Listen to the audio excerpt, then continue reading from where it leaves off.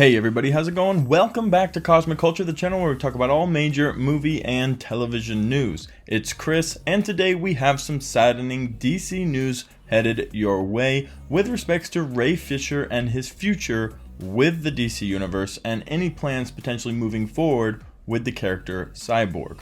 Now, it has been a very long and crazy, confusing process between the Justice League and now we're getting the Snyder Cut and a few legal issues that Ray Fisher had and conflicts with Joss Whedon. So we're going to get to the bottom line of all of these details so you can stay up to date with this DC news. Before we move on, guys, only about a week and a half left in our PlayStation 5 giveaway, so if you haven't already joined, be sure to subscribe to the channel so you can enter, and also comment down below your favorite TV character or movie character of all time. We'll be picking a random video and a random comment in that video to find the winner of the giveaway. Entries for the giveaway will conclude on January 10th, and we will pick a winner shortly after. Good luck.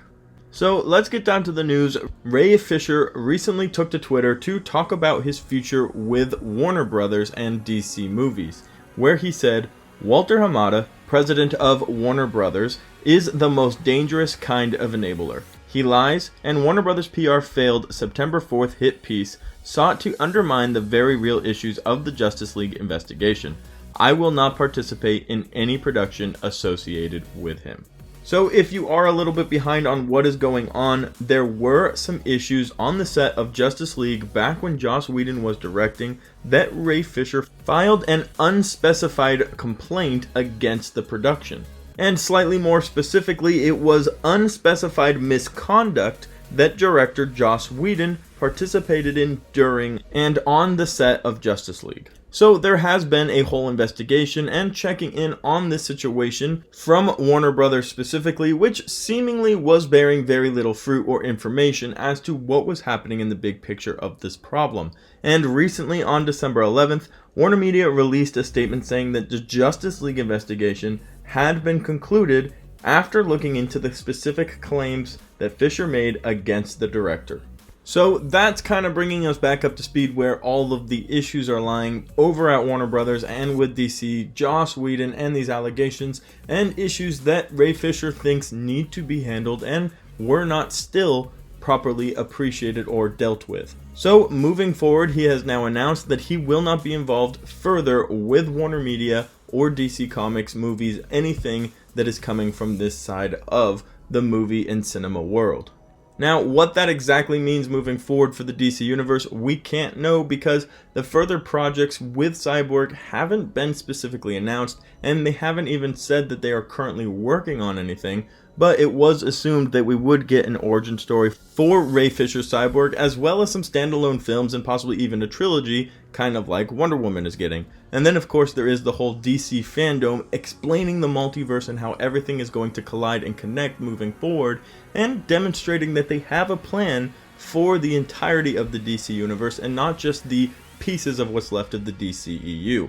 And Cyborg potentially had a very important part in that, as the upcoming standalone Flash movie will be of the utmost importance for the future of this DC universe and is already set to include multiple Batmans, Wonder Woman, Flash of course, and a lot of other characters where we are going to start seeing some very exciting multiverse action and conjoining universes from the DC side of the cinema world.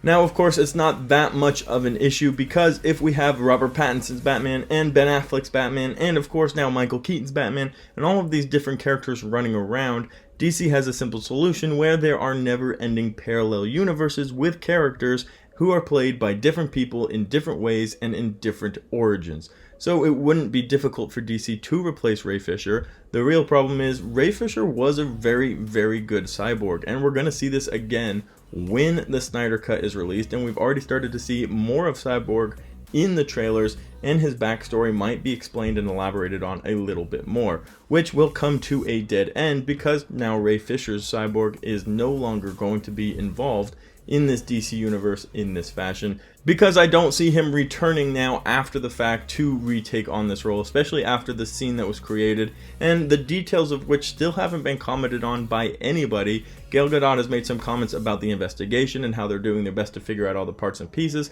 but the unspecified suspicious activity that we heard about was never actually laid out for anybody to hear. So there's no telling what exactly went on and what happened, but it seems as though Ray Fisher has now stepped down officially from his role as Cyborg, and DC is going to have to move on without him. Let me know what you guys think about this news in the comments down below. Do you think Cyborg will have a future, or are we going to have to wait even longer now for a potential standalone movie? Let me know what you guys think down in the comments. While you're there, don't forget to enter the giveaway for the PlayStation 5. Be sure to subscribe to the channel and comment your favorite TV or movie character of all time. Thank you to everybody who watched to the very end of the video. If you found it helpful, useful, or entertaining, be sure to join us in the next one as we upload daily movie and television news updates right here on Cosmic Culture.